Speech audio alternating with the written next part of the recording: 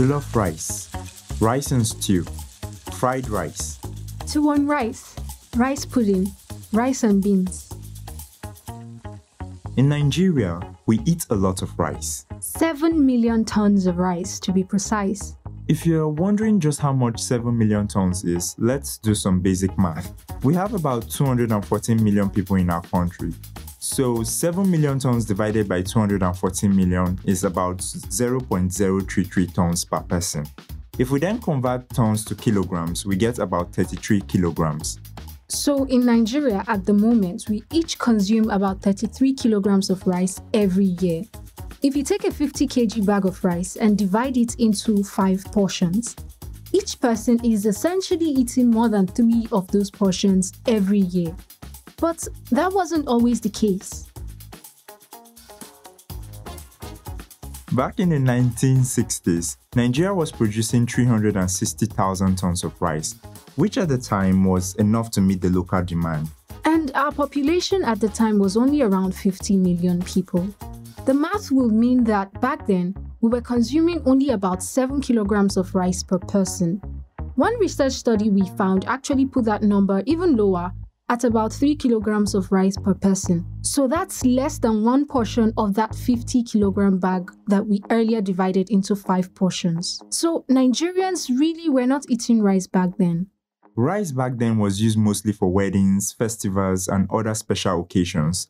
Instead, we ate other grains like sorghum, millet, and cassava, which are used in foods like kunu, gari, and fufu. At that time, there was no need to import a huge amount of rice. In fact, the rice we did import, which was about 7,000 tons, was probably just to satisfy the tastes of the rich upper class. Fast forward to the late 1970s through the 1990s. Nigeria's population had grown to almost 120 million by the end of the century, and the demand for rice also grew to meet our new population.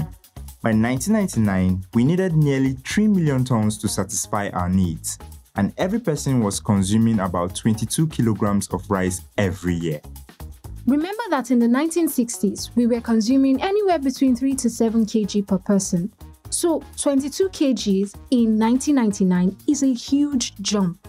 We were feeding more people with rice, but each person was also consuming more rice. And we just couldn't produce enough rice to satisfy this new need. The demand had outpaced the production. So we started to import. Imported rice rose from 7,000 tons in the 1960s to over 700,000 tons in 1999.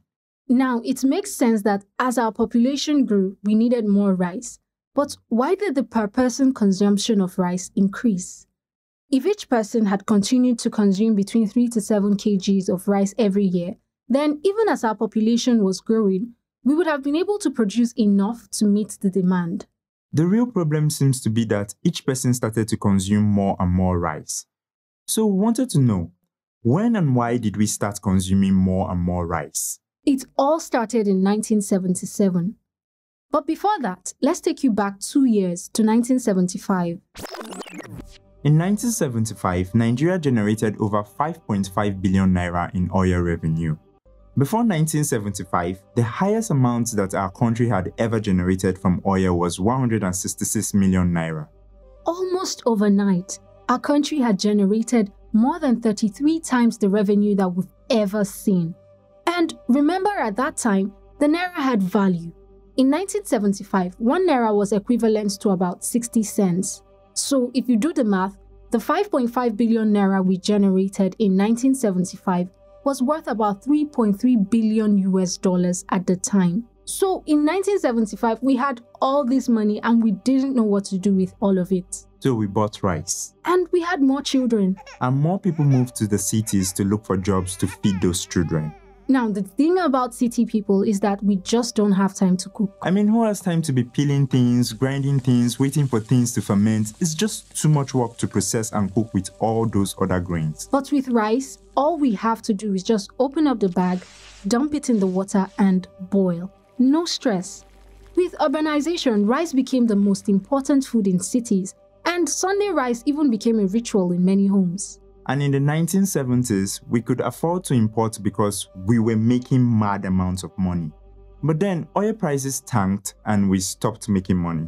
But we still remained in the cities eating imported rice.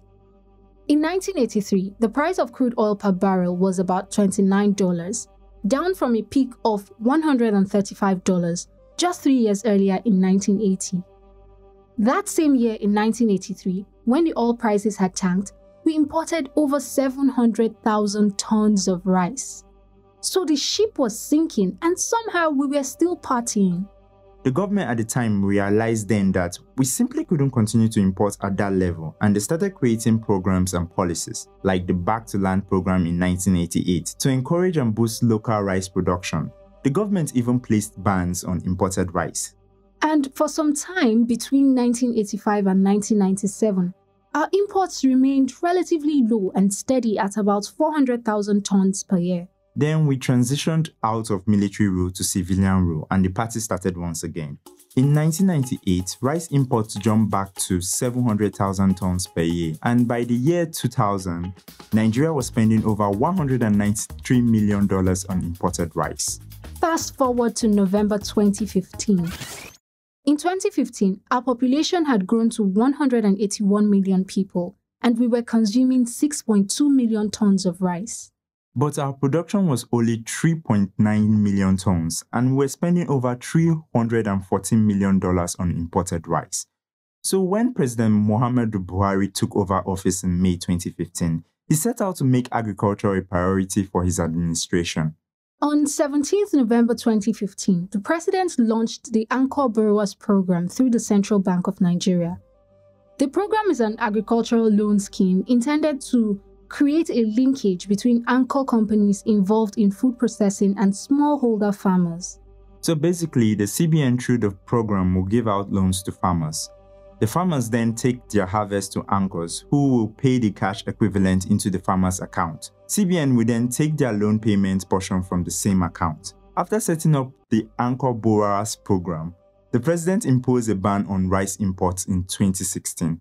Fast forward 7 years later and we have rice pyramids. Last month, on the 17th of January, President Buhari unveiled 13 pyramids of rice at the Abuja International Trade Fair Complex as part of a media parade to showcase the results from the Anchor Borrowers Program. In a speech during the unveiling, the president said production was actually at over 7.5 million tons of rice. If the president's numbers are correct, this is a significant increase from the 3.9 million that he met in 2015. And it will also mean that Nigeria is now either meeting or potentially even exceeding our demand for rice. Yet, with all this new local supply of rice, somehow the price for a 50 kg bag of rice is higher than ever. According to The Guardian, back in 2015, when Nigeria was still importing, a 50 kg bag of imported rice was sold for around 8,500 naira, while the local rice was less. But now in 2022, when we supposedly have over 7.5 million metric tons of local rice and beautiful rice pyramids, we are somehow paying about 20,000 naira for a 50 kg bag of local rice. You're obviously wondering why. What is causing the increase in price? Several things. First, there is just general inflation, which is the increase in prices of goods and services. Inflation occurs when prices go up due to increases in production costs, which could be higher costs of raw materials like fertilizers or higher wages. The cost of transport is more expensive, the cost of irrigation, the value of the naira has changed. All these are likely impacting the price of rice. Another reason that may be driving the high price is the imbalance between production and consumption. If we follow the trend of the past years, the local production may actually not be meeting our demand. Remember that the more people we have to feed, and then more of those people move to the cities, the more demand we'll have for rice. Nigeria's population has grown to 214 million people, and more than 50%, that's half of our population, now lives in the cities. It is projected that by the year 2050, we'll have over 400 million people in Nigeria. With half of that population still in the cities, the demand for rice consumption may exceed 14 million tons. Unless we are able to increase production simultaneously to match that demand, The gap between production and consumption means that the price of rice will continue to go up. Or the government could just move to subsidize rice. And we are ending fuel subsidies soon, so we might as well subsidize rice. The Backstory Minisode is a Triple E media production. Production copyright 2022 Triple E Media Productions. If you enjoyed this episode of The Backstory and you would like to hear more, go to our website at 234audio.com to play the sample content. Then download our app from the Google Play Store for even more episodes. You can also subscribe to our YouTube channel at 234audio to watch the video for this episode. Make sure to click the notification bell, like, and leave a comment. Our episodes can also be found on Apple Podcasts, Google Podcasts, Spotify, TuneIn Radio, or wherever you get your podcasts. Don't forget to subscribe, like, and leave a comment, because it helps other people find our content. This episode of The Backstory was produced by Rahmat Muhammad, Anthonieta Kalunta, John Iwodi, Uche Mbah, Dominic Tabakaji, and Sam Tabakaji. Executive producer Rahmat Muhammad.